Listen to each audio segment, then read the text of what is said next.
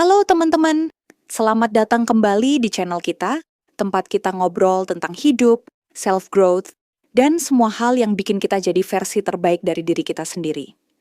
Kalau ini pertama kalinya kamu mampir, jangan lupa klik subscribe dan nyalain lonceng notifikasi, biar kita bisa terus ngobrol bareng. Hari ini, kita mau bahas sesuatu yang super penting, tapi sering banget kita abaikan, yaitu tentang orang toksik dan gimana caranya kita melindungi energi kita dari mereka. Tapi sebelum kita mulai, coba deh tanya ke diri sendiri.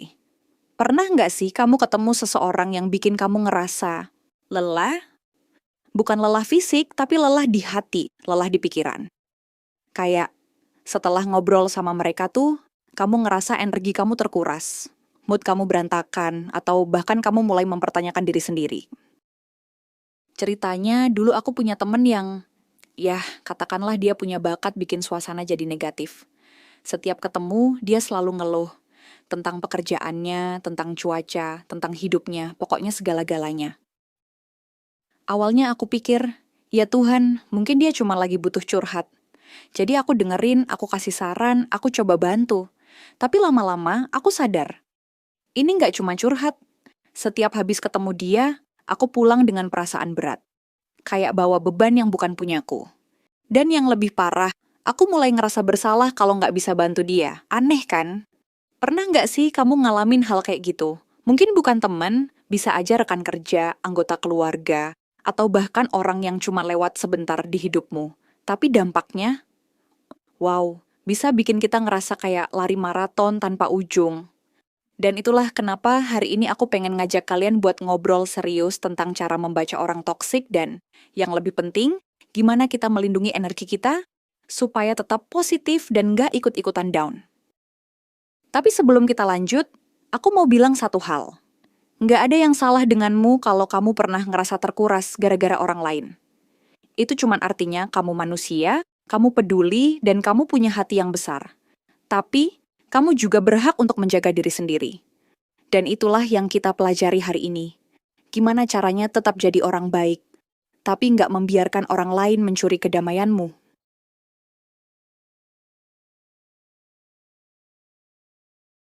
Kalau kamu pernah ketemu orang yang kayaknya nggak pernah lihat sisi cerah dari apapun, kamu tahu apa yang aku maksud. Apapun situasinya, cuaca panas, kerjaan numpuk, atau bahkan cuman antre di kasir, mereka selalu punya sesuatu buat dikeluhin. Dan yang bikin tricky, sifat negatif mereka ini bisa nular loh, kayak awan gelap yang tiba-tiba nutupin hari cerahmu. Aku kasih contoh. Dulu aku punya teman, sebut aja namanya Rina. Setiap ketemu, Rina pasti cerita panjang soal betapa susah hidupnya. Aduh, bosku nyebelin banget. Proyek ini nggak masuk akal. Hidupku kok gini amat. Awalnya, aku pikir dia cuma butuh curhat. Jadi aku dengerin, kasih semangat, bahkan coba kasih solusi. Tapi anehnya, dia kayak nggak mau denger solusi. Dia cuma mau ngeluh. Lama-lama aku sadar tiap habis ketemu Rina, aku pulang dengan perasaan berat. Kayak ikut-ikutan ngerasa dunia ini suram. Pernah nggak kalian ngerasain gitu? Kenapa ini bahaya? Orang yang selalu negatif nggak cuma bikin suasana hati mereka sendiri buruk, tapi juga narik energi orang di sekitarnya. Mereka kayak energi vampir yang nyedot semangatmu tanpa kamu sadari. Dan kalau kamu nggak hati-hati, kamu bisa ikut-ikutan jadi pesimis atau malah ngerasa capek tanpa alasan jelas. Gimana ngatasinnya? Ini 3 tips singkat biar kamu nggak ikut tenggelam. Pertama, potong omongannya. Mereka mulai ngeluh, alihin topik. Oh, kerjaan berat. Ngomong-ngomong, film baru udah nonton belum? Jangan kasih panggung buat drama mereka. Kedua, kabur cepat, batasi waktu ngobrol. 5 menit cukup. Bilang, aku buru-buru nih, terus tinggalin. Hidupmu terlalu berharga buat dengerin keluhan nonstop. Ketiga, tambang energi on. Jangan biarin keluhan mereka ngerusak harimu. Dengar sepintas, kasih senyum. Tapi dalam hati bilang, bukan urusanku. Lalu recharge dengan musik, olahraga, atau apapun yang bikin kamu balik ceria. Ingat, kamu nggak wajib jadi penutup sampah buat keluhan mereka. Kalau setiap ketemu orang ini bikin kamu lemes, itu alarm buat ambil jarak. Lindungi energimu. Ini tipe orang yang jago mainin perasaanmu. Mereka pinter banget muterbalikan kata-kata biar kamu ngerasa bersalah, bingung, atau malah nggak percaya diri. Kayak main sulap, tiba-tiba kamu ngerasa salah. Padahal mereka yang bikin ulah. Contoh, aku pernah punya teman, sebut aja Doni. Aku bilang, Don, aku nggak bisa nemenin akhir pekan ini, ada urusan keluarga. Dia balas, loh, aku kan selalu ada buat kamu, kok kamu gitu sih? Tiba-tiba aku ngerasa kayak orang paling jahat di dunia, padahal cuman lagi atur waktu. Pernah nggak kalian dibikin ngerasa bersalah gitu tanpa alasan jelas? Yang bikin kesel, Doni sering gitu. Selalu bikin aku ngerasa salah, kayak aku yang nggak cukup baik buat dia. Kayak apapun yang kamu lakuin, kok rasanya salah terus. Apa yang bikin ini berbahaya? Orang manipulatif nggak cuman mainin emosimu, mereka nyuri kepercayaan dirimu. Mereka bikin kamu ragu sama keputusanmu sendiri, sampai kadang kamu nanya, aku beneran salah ya? Aku inget banget, dulu aku sampai ngecek ulang semua chat sama Doni, takut aku yang kelewat egois. Padahal, itu cuma taktik dia biar aku nurut. Mereka kayak vampir emosi nyedot tenagamu sambil tersenyum manis. Dan yang paling nyebelin, mereka sering kelihatan baik banget di depan orang lain, jadi susah buktikan kalau mereka toksik. Jadi apa yang bikin mereka manipulatif? Bisa macem-macem. Kadang mereka sengaja bikin kamu ngerasa kecil biar mereka merasa kuat. Kadang mereka cuma nggak sadar, tapi kebiasaan mereka tetap bikin kamu lelah. Yang jelas, kalau setiap ketemu orang ini bikin kamu ngerasa nggak nyaman, kayak ada beban aneh di hati, itu alarm besar. Itu tanda kamu lagi berhadapan sama seseorang yang mainin perasaanmu. Dan percaya deh, kamu nggak pantas diperlakukan kayak gitu.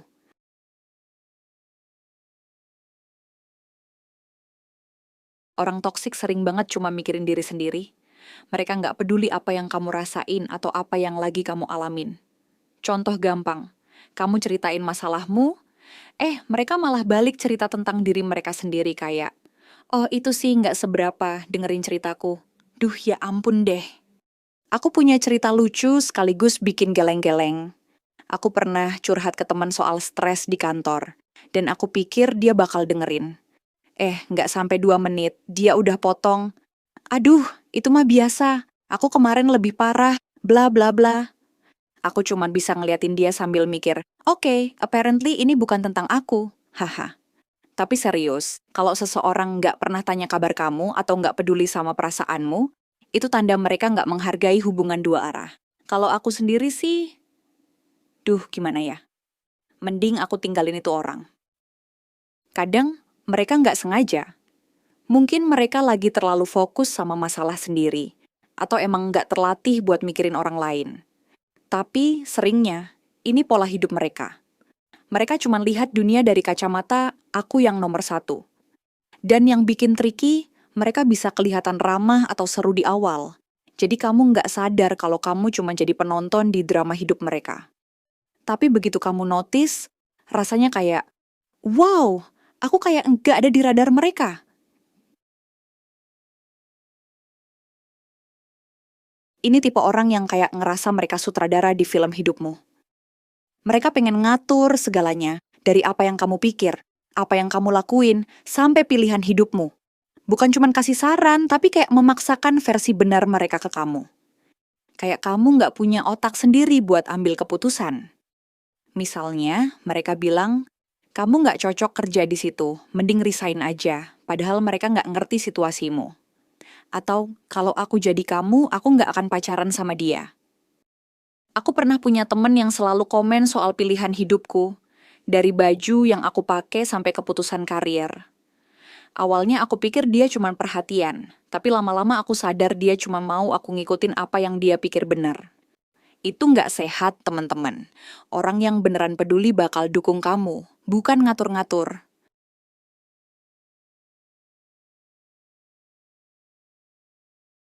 Yang terakhir, orang toksik sering banget bikin drama.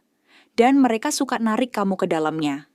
Entah itu konflik kecil yang dibesar-besarin, gosip yang nggak perlu, atau masalah yang sebenarnya bisa diselesain dengan ngobrol biasa. Mereka kayak magnet buat kekacauan, dan kalau kamu gak nggak hati-hati, kamu ikut terseret. Bayangin hidupmu tenang kayak danau yang jernih. Tiba-tiba seseorang datang, dan boom, semuanya berantakan. Konflik, gosip, kekacauan. Mereka nggak cuma hidup di tengah drama, mereka ciptain sendiri, pelihara, dan tarik semua orang ke dalamnya. Hidup mereka kayak panggung sinetron. Dan kamu dipaksa jadi penonton yang nggak bisa kabur. Kenapa ini berbahaya?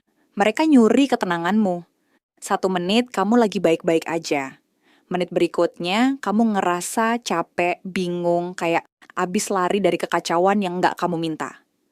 Mereka bikin kamu ngerasa wajib dengerin, wajib bantu, wajib ikut pusing sama masalah yang mereka ciptain. Energimu ludes, pikiranmu kacau. Dan yang paling nyesek, kamu mulai lupa rasanya hidup tanpa drama. Karena mereka selalu bawa badai kemanapun mereka pergi. Kamu ngerasa kayak terjebak di reality show yang nggak ada tombol pause-nya. Jadi, itu tadi 5 ciri utama orang toksik, yaitu selalu negatif, manipulatif, egois, suka ngontrol, dan magnet drama. Tapi ingat teman-teman, nggak semua orang yang punya 1 ciri ini otomatis toksik. Yang penting adalah polanya. Kalau mereka terus-terusan bikin kamu ngerasa nggak nyaman atau lelah, itu saatnya kamu waspada.